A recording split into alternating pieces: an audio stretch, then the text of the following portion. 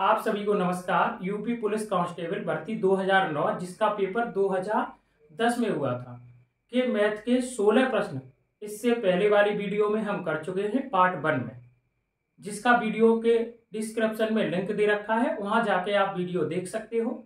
बचे हुए मैथ के 15 प्रश्न आज हम इस वीडियो में सॉल्व करेंगे। चलिए देखते हैं प्रश्न नंबर 17।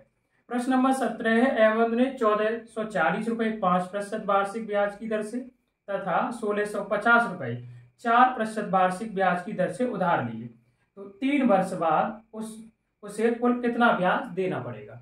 दो भागों में रुपए उधार लिए हैं। पहला भाग है वो 1440 रुपए है और दूसरा भाग है वो 1650 रुपए है। पहले भाग की दर है वो 5% है और दूसरे भाग की दर है 4%। और आपको पता है कि साधारण ब्याज है प्रत्येक वर्ष बराबर मिलता है, तो पहले वर्ष है 5% अगर वो ब्याज देगा पहले भाग पर, तो दूसरे वर्ष भी 5% देगा, तीसरे वर्ष भी 5% देगा, तो कुल मिला के 3 वर्ष में उसे 15% ब्याज देना पड़ेगा मूलधन का। सीधा सीधा वर्ष में गुणा कर देंगे और 1440 का आप 15% आप निकालोगे तो 0 से 0 कैंसिल, 5 तिया 15, 5 दूनी 10 और 2 से ये 144 डिवाइड करोगे 72 हो जाएगा और 72 और 3 का आप गुणा करोगे तो 2 से 16 आ जाएगा। अब देखो ये तो 216 रुपए वो से पहले भाग पर ब्याज देना पड़ेगा। दूसरे भाग पर देखते हैं, दूसरे भाग पर जो दर है वो 4% है। एक वर्ष में मूलधन का 4% ब्याज देना पड़ेगा, तो 3 वर्ष में कितना देना पड़ेगा, 4 तिया 12%, तो 1650 का आप 12% निकालना तो कितना आ जाएगा, 0 से 0 कैंसिल और 5 से डिवाइड करेंगे 5 तिया 15, 5 तिया 15, 5 दूनी 10 और 2 से डिवाइड करेंगे 6 और इसका गुणा करेंगे तो ये हो जाएगा 6 तिया 18, 6 तिया 18, 1 19 यानी 198। दूसरे भाग पर उसे 198 रुपए ब्याज देना पड़ेगा और अगर दोनों भागों को हम जोड़ लें तो कुल मिला के 414 रुपए हो जाएंगे, तो उसे है दोनों भागों पर कुल मिला के 414 रुपए ब्याज देना पड़ेगा। तो प्रश्न नंबर 17 का जो है ऑप्शन सही होगा, ऑप्शन नंबर ए सही होगा, 414 रुपए। चलिए देखते हैं प्रश्न नंबर 18। प्रश्न नंबर 18 है, चीनी का भाव 40% बढ़ जाने पर कोई परिवार चीनी का उपभोग कितने प्रतिशत कम कर दे ताकि परिवार का खर्च न बढ़े, ताकि परिवार के टोटल खर्च पर है कोई इफेक्ट न पड़े। तो जब भी यह किसी वस्तु की कीमत में वृद्धि हो या कमी हो और उसका व्यक्ति खर्चा चेंज न करना चाहे, तो आप क्या करोगे कि जो भी वृद्धि या कमी है, इसे शॉर्ट तरीके से ही मैं बता रहा हूं, जो भी वृद्धि या कमी वस्तु की कीमत में हुई है उसका फ्रैक्शन बना लो। जैसे इसका फ्रैक्शन हो जाएगा 2/5। किसी भी प्रतिशत भिन्न को साधारण भिन्न में बदलते हैं तो 100 का भाग देते हैं। 40 में आप है 100 का भाग दोगे तो 20 दूनी 40 और 20 पंजे 100। फ्रैक्शन बनाने के बाद अगर कीमत में है वृद्धि हुई है तो अंश को हर में जोड़ देना है, तो नई जो फ्रैक्शन बन जाएगी वो 2/7 हो जाएगी। और अगर कीमत में कमी होती तो अंश को हर से घटा देते और अंश में कोई चेंजिंग नहीं करेंगे। ये साधारण भिन्न बन गई, इसे परसेंटेज चेंज करेंगे तो 100 का गुणा कर देंगे, 100 का गुणा कर देंगे तो अब आप है 7 का भाग दोगे, ये 200 हो जाएगा, 7 दूनी 14 और 7 8 56, कितना बचेगा 4, तो 28 सही 4/7%। वो अपनी है उपभोग में 28 सही 4/7% की कमी कर देता है, तो उसके खर्च पर कोई प्रभाव नहीं पड़ेगा। तो प्रश्न नंबर 18 का जो ऑप्शन सही होगा वो ऑप्शन नंबर बी सही होगा। समझ आया होगा। चलिए देखते हैं प्रश्न नंबर है 19। 45 किलोमीटर प्रति घंटा की रफ्तार मीटर प्रति सेकंड में कितनी होगी। तो ये तो बहुत आसान प्रश्न है। 19 नंबर प्रश्न कि जब किसी चाल किलोमीटर प्रति घंटा में चाल दी हो तो उसे मीटर प्रति सेकंड में चेंज करते हैं तो 5/18 का गुणा करते हैं। और जब चाल मीटर प्रति सेकंड में दे रखी हो, ये जब चाल है मीटर प्रति सेकंड में दे रखी हो तो उसे किलोमीटर प्रति घंटा में चेंज करने के लिए 18/5 का गुणा करते हैं और वो चाल किलोमीटर प्रति घंटा में चेंज हो जाएगी। तो हम यहाँ कितने का गुणा करेंगे, 5/18 का गुणा करेंगे और 5/18 का गुणा करेंगे, सॉल्व कर दो, 9 पंजे 45 और 9 दूनी 18 और ये 25 हो जाएगा। 25 बट्टे 2 और 2 का भाग 25 में दोगे तो 12.5 मीटर प्रति सेकंड आ जाएगी। चाल कितनी आ जाएगी मीटर प्रति सेकंड में? 12.5 मीटर प्रति सेकंड। तो प्रश्न नंबर 19 का जो ऑप्शन सही होगा वो ऑप्शन नंबर ए सही होगा। समझ आया होगा, आसान प्रश्न है। किलोमीटर प्रति घंटा से मीटर प्रति सेकंड में जब चाल चेंज करते हैं तो 5/18 का गुणा करते हैं और मीटर प्रति सेकंड से किलोमीटर प्रति घंटा में चेंज करते हैं तो 18/5 का गुणा करते हैं। चलिए देखते हैं प्रश्न नंबर है 20। 8 आदमी किसी काम को 10 दिन में पूरा कर सकते हैं। 8 आदमी मिलकर कार्य को करें तो वो किसी कार्य को 10 दिन में कर लेंगे। अब उसने ये कहा है काम शुरू होने के 3 दिन बाद 4 आदमी काम छोड़कर चले जाते हैं, तो शेष बचे आदमी उस काम को कितने दिन में पूरा करेंगे? तो मैंने क्या माना कि 8 आदमी हैं और 8 आदमी है, एक आदमी एक दिन में है एक कार्य करता है, तो 8 आदमी है कितना कार्य करेंगे? 8 आदमी है और मैंने माना एक आदमी एक दिन में एक कार्य करता है, तो 8 आदमी कितना कार्य करेंगे? 8। तो 8 आदमी एक दिन में 8 कार्य करेंगे, 10 दिन में कितना कार्य कर देंगे? 80। कितना कार्य कर देंगे? 80। 10 दिन में कितना कार्य करेंगे? 80 कार्य करेंगे। चलिए मैं नीचे लिख दे रहा हूं इसके 80 कार्य कुल कार्य हो गया। अब उसने ये कहा कि 3 दिन बाद है 4 आदमी कार्य छोड़कर चले गए, तो शेष बचे आदमी उस काम को कितने दिन में पूरा करेंगे? तो 3 दिन तक तो ये बताओ पूरे 8 व्यक्तियों ने कार्य किया है कि नहीं? स्टार्ट तो 8 व्यक्तियों ने किया होगा और 8 व्यक्ति एक दिन में कितना कार्य करते हैं? 8। तो 3 दिन में कितना कार्य कर देंगे 8 व्यक्ति? 8 तिया 24।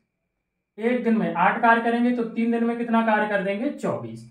और 80 से आप 24 घटाओगे तो ये जो निकल के आ जाएगा वो कितना निकल के आ जाएगा? 56।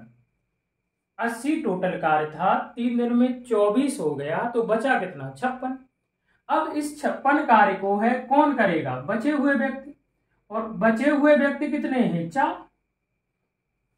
4 छोड़ के चले गए, टोटल 8 थे तो 4 बचे और 4 आदमी 4 कार्य करेंगे एक दिन में, एक आदमी एक कार्य कर रहा है, तो 56 कार्य को कितने दिन में कर देंगे? 14 चौके 56 दिन में कार्य को समाप्त कर देंगे।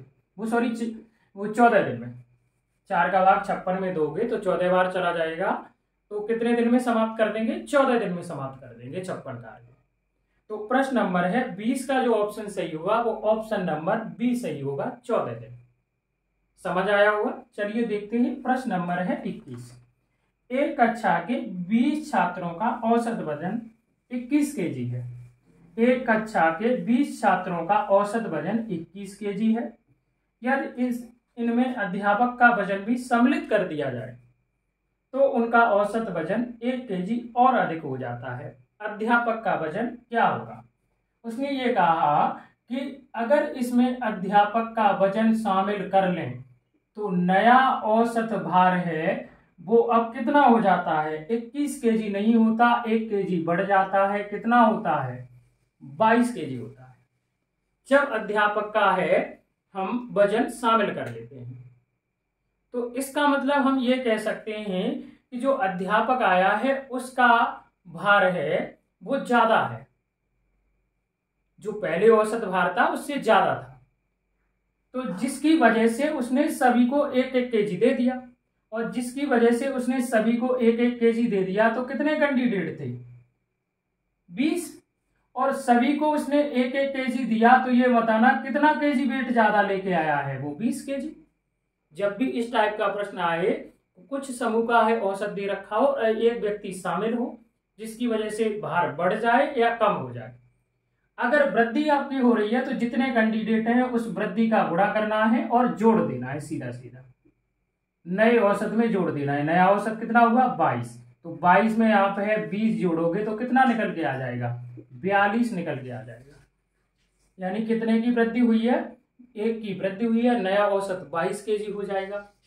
और इसका मतलब ये है कि वो जो अध्यापक आया है वो वेट ज्यादा लेके आया है और उसने सभी छात्रों को 1-1 केजी दे दिया। तो पहले हम ये पता करेंगे कितना केजी लेके आया है। 20 स्टूडेंट में 1 का गुणा किया, 20 केजी ज्यादा लेके आया है। तो 22 में 20 को जोड़ेंगे, इसका मतलब वो कितना है वेट का है? 42 केजी का है। या अगर मैं शॉर्ट ट्रिक की बात करूं तो सीधा आपको नया वेट औसत भार लिखना है और पुराने जो है भी कैंडिडेट हैं या पुराने जो आपका है व्यक्तियों की संख्या है उसमें जो भी वृद्धि और कमी का है गुणा कर देना है, और गुणा करने के बाद है उसे है जोड़ देना है। वृद्धि हुई है तो जोड़ना है और कमी हुई है तो घटा देना है। तो अध्यापक का भार जो होगा वो 42 kg होगा। प्रश्न नंबर 21 का जो ऑप्शन सही होगा वो ऑप्शन नंबर सी सही होगा। चलिए देखते हैं प्रश्न नंबर है 22। प्रश्न नंबर 22 है राम और श्याम दोनों मिलकर किसी काम को 8 दिन में कर सकते हैं। राम और श्याम अगर दोनों मिल जाएं तो किसी कार्य को है कितने दिन में कर लेंगे? दोनों मिलके है 8 दिन में कर सकते हैं। ठीक है, 8 दिन में कर लेंगे। परंतु राम अकेले उस काम को 14 दिन में कर सकता है। राम अकेले उस काम को कितने दिन में कर सकता है? 14 दिन में। तो अकेले श्याम उस कार्य को कितने दिन में पूरा करेगा? तो पहले तो कार्य मानेंगे हम, कॉमन कार्य होगा, और वो कॉमन कार्य क्या होगा? इन दोनों का लासा। तो इन दोनों का एलसीएम क्या होगा? 56। तो 56 कार्य है, 56 कार्य को दोनों मिलकर करें तो 8 दिन में कर देंगे, तो 8 7 56, 7 कार्य करेंगे 1 दिन में दोनों।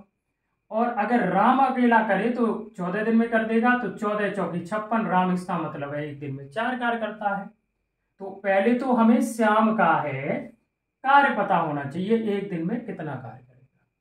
दोनों मिलके 1 दिन में 7 कार्य करते हैं, राम अकेला 4 कार्य करता है, 7 से 4 घटाओगे तो श्याम कितना करेगा? 1 दिन में 3 कार्य करेगा। 1 दिन में 3 कार्य करता है श्याम, और 56 कार्य है, तो 56 कार्य को है वो कितने दिन में कर देगा? भाग दे दोगे, 3 एकम 3 और 3 8 24, 2 बचेगा, तो 18 सही 2/3 दिन में।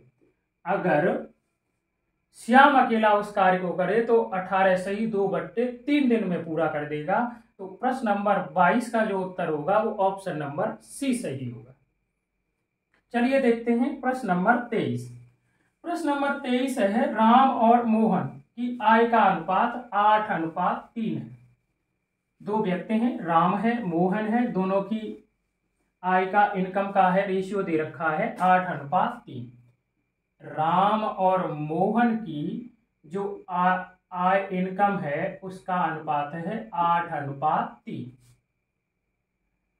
यदि उनकी आयों में अंतर 1000 रुपए हो तो राम की आय कितनी होगी? उसने ये कहा है कि दोनों की इनकम में जो डिफरेंस है वो 1000 रुपए है, तो राम की आय बतानी है। यहाँ रेशियो के अनुसार देखा जाए तो 8 से 3 घटाओगे, दोनों का डिफरेंस रेशियो के अनुसार कितना है? 5। और रियल में देखा जाए रेशियो के अनुसार तो 5 है, लेकिन रियल में जो डिफरेंस है वो 1000 रुपए है। तो हम कह सकते हैं कि 5 इकाई का वास्तविक मान 1000 रुपए है, और 1 इकाई का जो मान निकल के आएगा वो कितना आ जाएगा? 200 रुपए। और राम की आपको है इनकम बतानी है, 1 इकाई का 1 वस्तु की कीमत 200 रुपए है, 8 वस्तु की बताएंगे तो 8 दूनी 1600 रुपए। तो जो राम की इनकम होगी वो कितनी होगी? 1600 रुपए होगी। तो प्रश्न नंबर 23 का जो ऑप्शन सही है वो ऑप्शन नंबर बी सही है, 1600 रुपए। चलिए देखते हैं अगला प्रश्न, प्रश्न नंबर 24। ये एक सिंपल सा प्रश्न है। 0.5 में जो भाग दिया जा रहा है वो 0.125 का, तो मैं सीधा सीधा लिख दे रहा हूं 0.5 में भाग दिया जा रहा है वो 0.125 का भाग दिया जा रहा है। तो मैं ऐसा करता हूं कि यहां पर है, आपको भी पता है कि दशमलव के बाद कितनी भी जीरो लगाओ कोई इफेक्ट नहीं पड़ता। तो दशमलव के बाद यहाँ 3 अंक हैं तो मैं 2 जीरो लगा ले रहा हूं और कोई इफेक्ट नहीं पड़ेगा। यहाँ भी 3 हो गए, दशमलव से दशमलव कैंसिल हो जाएगा। आप दशमलव के बाद कितने भी जीरो लगाओ कोई इफेक्ट नहीं पड़ता। 25 से आप डिवाइड करोगे, 25 पंजे 125, 25 दूनी 50, 20 बार डिवाइड हो जाएगा। 5 का भाग 20 में दोगे तो 5 चौके 20। इस प्रश्न का जो उत्तर निकल के आएगा वो 4। बहुत ही सिंपल प्रश्न है। तो प्रश्न नंबर 24 का जो ऑप्शन सही होगा वो ऑप्शन नंबर डी सही होगा। चलिए देखते हैं अगला प्रश्न, प्रश्न नंबर 25। प्रश्न नंबर 25 है कपिल और अवतार। 2 व्यक्ति हैं, एक है कपिल और एक है अवतार। कपिल और अवतार ने किसी व्यापार को क्रमशः, कपिल ने 1300 रुपए लगाए हैं और अवतार ने हैं 1400 रुपये लगाए। किसी व्यापार को क्रम से 1300 और 1400 रुपये लगाए। यदि वर्ष के अंत में 675 रुपये का लाभ हुआ हो तो कपिल को लाभ में कितने रुपए मिलेंगे। ध्यान रखना ये साझेदारी का प्रश्न है और जो लाभ का अनुपात प्रॉफिट शेयरिंग रेशियो होता है, किसने कितने रुपए लगाए, कितने समय तक लगाए। तो इसने भी 1 वर्ष तक व्यापार चला है, इसके 1300 रुपये भी 1 वर्ष तक लगे रहे हैं, तो इसका लाभ का रेशियो क्या होगा 1300 गुणा 1। पूंजी किसने कितनी लगाई और कितने समय तक लगाई, इसके भी रुपए 1 साल तक लगे रहे, तो इसका लाभ का अनुपात क्या होगा 1400 गुणा 1। अब आप है रेशियो बनाओगे तो कितना हो जाएगा 13:14 हो जाएगा। ये क्या आ गया, लाभ का रेशियो आ गया। कपिल को 13 रुपए मिलेंगे, अवतार को 14 रुपए मिलेंगे, सॉरी। और आप ध्यान रखना कि जब भी 2 या 3 व्यक्ति साझेदारी में व्यापार स्टार्ट करें और यदि वो समान समय तक है व्यापार में अपने रुपए लगाते हैं, तो उनकी जो पूंजी का अनुपात होगा वही लाभ का अनुपात होगा, फिर समय से कोई लेना देना नहीं है। मैंने तो यहाँ गुणा कर दिया है। अगर रेशियो के अनुसार देखा जाए तो इन दोनों का कुल लाभ 27 रुपए है, 27 इकाई है। और प्रश्न में देखा जाए तो ये 675 रुपए है। आप डिवाइड कर दो, 9 से डिवाइड करेंगे, 3 बार 9 से करेंगे 9 7 63 और 9 पंजे 45 और फिर 3 से डिवाइड करेंगे तो 25 तिया 75, 1 इकाई का मान 25 रुपए आ जाएगा। और हमें किसका है लाभ बताना है, कपिल का बताना है, और कपिल का लाभ कितना है 13 इकाई। 13 और आप है 25 का गुणा करोगे, 13 और 25 का गुणा करोगे तो वो हो जाएगा 325, क्योंकि 25 तिया 75, 5 हासिल 7, 25 का 25 और 7 32। तो कपिल को 675 रुपए के लाभ में से 325 रुपए लाभ के मिलेंगे।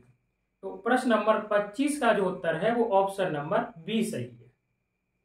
समझ आया होगा। चलिए देखते हैं प्रश्न नंबर 26। प्रश्न नंबर 26 है वो बोर्ड मास का प्रश्न है। प्रश्न नंबर जो 26 है वो है बोर्ड मास का प्रश्न है। प्रश्न है 23 गुणा 64 माइनस 24 भाग 100, ये प्रश्न है। तो बोर्ड मास का जो नियम कहता है कि पहले हम ब्रैकेट सॉल्व करेंगे। तो अगर हम यहां ब्रैकेट सॉल्व करते हैं तो 64 से 24 घटाएंगे 40 निकल के आ जाएगा भाग 100। अब उसके बाद ब्रैकेट के बाद जो हम सॉल्व करते हैं वो भाग सॉल्व करते हैं। तो भाग सॉल्व कर लो, 23 गुणा 40 में हम कितने का भाग देंगे 100 का। तो ये 20 दूनी 40 और 20 पंजे 100। तो अगर हम गुणा करेंगे तो 23 दूनी 46 बट्टे 5 आ गया। 5 का भाग अगर 46 में देंगे 9 पंजे 45, 1 बचेगा 5 दूनी 10। प्रश्न नंबर 26 का जो उत्तर होगा, जो बोर्ड मास का प्रश्न है वो 9.2 होगा। बोर्ड मास में पहले हम ब्रैकेट सॉल्व करते हैं, फिर उसके बाद भाग सॉल्व करते हैं, हमने सॉल्व किया, फिर गुणा करते हैं, गुणा कर दिया और 5 का भाग दे दिया, तो उत्तर जो आया वो 9.2 आया। तो प्रश्न नंबर 26 का जो उत्तर है वो ऑप्शन नंबर सी सही है, 9.20। चलिए देखते हैं प्रश्न नंबर है 27। ये आयत का प्रश्न है। 40 मीटर लंबे तथा 30 मीटर चौड़े आयताकार मैदान के चारों ओर 2.5 मीटर चौड़ा रास्ता बना है। चारों ओर मतलब बाहर की ओर। 3.5 रुपए प्रति वर्ग मीटर की दर से रास्ते पर घास लगवाने का खर्च क्या होगा। आयताकार मैदान पर रास्ते के हैं 3 टाइप के प्रश्न आते हैं। पहला है मैदान के बाहर चारों ओर रास्ता बना हो, दूसरा अंदर चारों ओर रास्ता बना हो, तीसरा क्रॉसिंग वाला। तो पहले आपको है रास्ते के क्षेत्रफल का फॉर्मूला याद होना चाहिए। तो रास्ते का क्षेत्रफल का जो फॉर्मूला होगा वो होगा 2xl plus B plus 2x। अगर मैदान के बाहर चारों ओर रास्ता बना है तो उसका फॉर्मूला ये है 2xl plus B plus 2x। और अंदर बाहर की ओर रास्ता बना होता है, ये बाहर के लिए है, तो हम यहाँ माइनस कर देते हैं और बाहर वाले में क्या है प्लस करते हैं। l यहाँ रास्ता मैदान की लंबाई है और b चौड़ाई है, x रास्ते की चौड़ाई है। x क्या है रास्ते की चौड़ाई। तो चलिए हम पहले रास्ते का क्षेत्रफल निकालते हैं। तो रास्ते की चौड़ाई कितनी दे रखी है यहाँ प्रश्न में? 2.5। 2.5 आप यहाँ रखोगे, 2.5 और 2 का गुणा होगा 5 हो जाएगा। लंबाई 40 है, चौड़ाई 30 है, मैंने रख दी। और यहाँ पर भी रास्ते की चौड़ाई यानी x का मान 2.5 रखोगे, 2.5 और 2 का गुणा होगा 5। इन सभी को अगर आप जोड़ते हो तो 70 75 हो जाएगा, यानी कि रास्ते का जो क्षेत्रफल निकल के आएगा 25, और ये है 5 सत्ते है 35 और 2 37 वर्ग मीटर। रास्ते का जो क्षेत्रफल निकल के आ गया, जो चारों ओर आयताकार मैदान के बना हुआ है, 375 वर्ग मीटर। आप इसी तरीके से करोगे, और अगर अंदर बाहर चारों ओर रास्ता बना होता तो यह माइनस होता। अब हमने रास्ते का क्षेत्रफल निकाल लिया, और 1 वर्ग मीटर का है खर्चा क्या है घास लगवाने का? 3.5 रुपए। तो हम खर्च निकालेंगे तो क्या करेंगे, रास्ते के क्षेत्रफल में 3.5 का गुणा कर देंगे, और 3.5 का आप गुणा करोगे तो इसका गुणा करने के बाद देखो आप ऑप्शन देखा जाए कि हमें दशमलव में उत्तर आएगा, तो बी और डी दशमलव में उत्तर है नहीं है, बाकी सी है और ए है। तो अगर हम देखें तो 300 का 3 में गुणा करें 900 होगा, मतलब 1000 से है उत्तर ज्यादा होगा, और वो क्या है? ऑप्शन नंबर ए है। यानी कि इसका और आप गुणा करोगे तो उत्तर आएगा 1312.5 रुपए। टोटल रास्ते पे खर्च घास लगवाने का खर्चा जो होगा वो 1312.5 रुपए होगा। तो प्रश्न नंबर 27 का जो उत्तर सही है वो ऑप्शन नंबर ए सही है। समझ आया होगा। चलिए देखते हैं प्रश्न नंबर है 28। प्रश्न नंबर 28 है, एक कक्षा में 4 विद्यार्थियों के प्राप्तांक 72, 60, 63 और 65 है। उनका औसत प्राप्तांक क्या होगा? तो औसत बराबर क्या होता है? औसत बराबर होता है कुल पदों का योग बट्टे कुल पदों की संख्या। सभी नंबरों को जोड़ो और उनकी संख्या का भाग दे दो। एवरेज बराबर सम ऑफ ऑल डाटा बट्टे नंबर ऑफ ऑल डाटा। तो आपके पास संख्याएं कितनी हैं? 4। तो उन सभी को हम जोड़ लेंगे, 72 प्लस 60 प्लस 63 प्लस 65। देखो यहाँ शॉर्ट ट्रिक लगाने की कोई आवश्यकता नहीं है, सीधा आप आसानी से जोड़ सकते हो। 2 0 5 हो जाएगा, और ये 10 की 0 हासिल 1। अगर हाँ हम आपका है 8 हो जाएगा, और ये 6 और 6 12, 12 और ये 18, 18 और एक हाँ वो 7 कितना हो जाएगा? 25, 25 से एक कितना है हासिल? 26 होगा, यानी 260 बट्टे 4। 4 का आप भाग दोगे तो 4 आपका है छिक्के 24, 2 बचेगा, 4 पंजे 20। जो औसत आपका होगा उनके प्राप्त अंकों का वो होगा 65। तो प्रश्न नंबर 28 का जो उत्तर सही है वो ऑप्शन नंबर बी सही है। समझ आया होगा। चलिए देखते हैं प्रश्न नंबर है 29। चलिए देखते हैं प्रश्न नंबर 29। इससे पहले जो पहले पार्ट में है प्रश्न नंबर 10 था, उसका थोड़ा है टाइपिंग में मिस्टेक हुआ है। 8 बट्टे 4 की जगह उसमें है 4 बट्टे 8 होगा। देखो मैंने सॉल्यूशन तो 4 बट्टे 8 लेके ही कराया है। जो प्रश्न बोर्ड पर स्क्रीन पर दिख रहा होगा उसमें 8 बट्टे 4 है, तो वहां आप 4 बट्टे 8 मानना। चलिए देखते हैं प्रश्न नंबर 29। प्रश्न नंबर 29 स्क्रीन पर आपके सामने दिख रहा होगा, जिसमें एक पाई चार्ट बना हुआ है, और जिसमें पाई चार्ट में एक परिवार का है खर्च को प्रदर्शित किया गया है। किस आपका है मद पर कितना % खर्च किया गया है, और उसमें नीचे जो है चित्र के नीचे जो प्रश्न पूछा है वो यदि भोजन पर खर्च 750 रुपए प्रति माह हो तो बच्चों की शिक्षा पर वार्षिक व्यय कितना होगा। देखो भोजन पर खर्च दे रखा है वो भी मासिक मंथली दे रखा है, और शिक्षा पर व्यय पूछा है वो भी वार्षिक। देखो अगर देखा जाए भोजन पर जो मंथली खर्च है वो कितना है 750, और अगर परसेंटेज में देखा जाए तो भोजन पर कितना खर्च है 40%, और 40% के बराबर हम 750 रुपए नहीं लिख सकते। देखो अगर 1% की वैल्यू यहां से आप निकालोगे तो वो मंथली होगी, क्योंकि ये भोजन पर जो खर्चा दे रखा है, चलो मैं नीचे कर दे रहा हूं वो दिखाई नहीं देगा।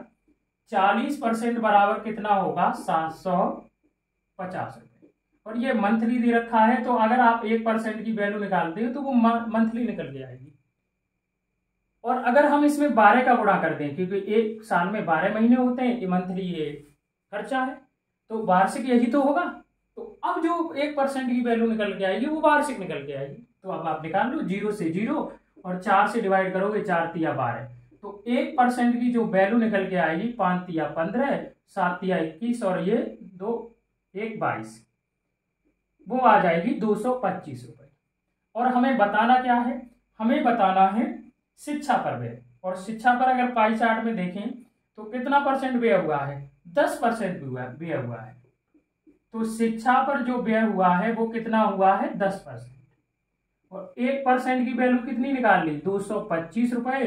तो इस 10% की वैल्यू आएगी वो 2250 रुपए आ जाएगी। मतलब वो एक वर्ष में शिक्षा पर जो व्यय करता है वो 2250 रुपए करता है। समझ आया होगा। तो प्रश्न नंबर है 29 का जो ऑप्शन सही होगा, ऑप्शन नंबर सी सही होगा।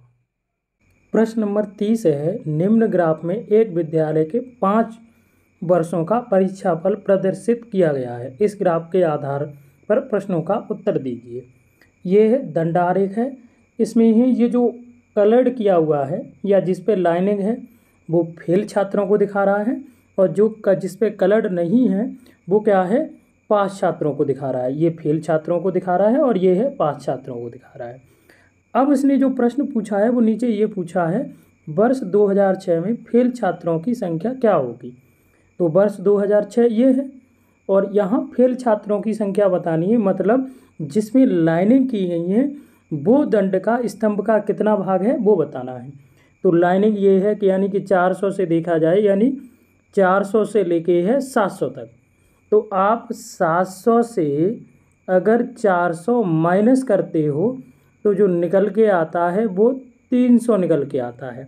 इसका मतलब ये है कि 2006 में फेल छात्रों की संख्या 300 होगी, ऑप्शन नंबर डी। चलिए देखते हैं, प्रश्न नंबर है 31। प्रश्न नंबर 31 है, संयुक्त छायांकित क्षेत्र किस आय वर्ग को प्रदर्शित करता है। उसने संयुक्त छायांकित क्षेत्र को बताया, कौन सी एज को दिखाता है, इस वाले भाग की बात की है। तो ये बताना कि ये जो भाग है इसके बारे में बताया गया है 50 से अधिक आय वर्ष वाले लोग हैं, और ये जो बताया गया है वो 20 वर्ष से कम आय वाले हैं, और ये जो बताया गया है वो 40 से अधिक परंतु 60 से कम वर्ष वाले आय वाले व्यक्ति हैं। जो संयुक्त छायांकित क्षेत्र है इसके बारे में तो कुछ बताया ही नहीं गया। तो इसका मतलब ये, जब कुछ बताया नहीं गया तो हम प्रश्न का है इसका उत्तर दे नहीं सकते कि किस आय वर्ग को बता रहा है। तो इस प्रश्न का जो उत्तर होगा, निर्धारित किया नहीं जा सकता, ऑप्शन डी सही होगा।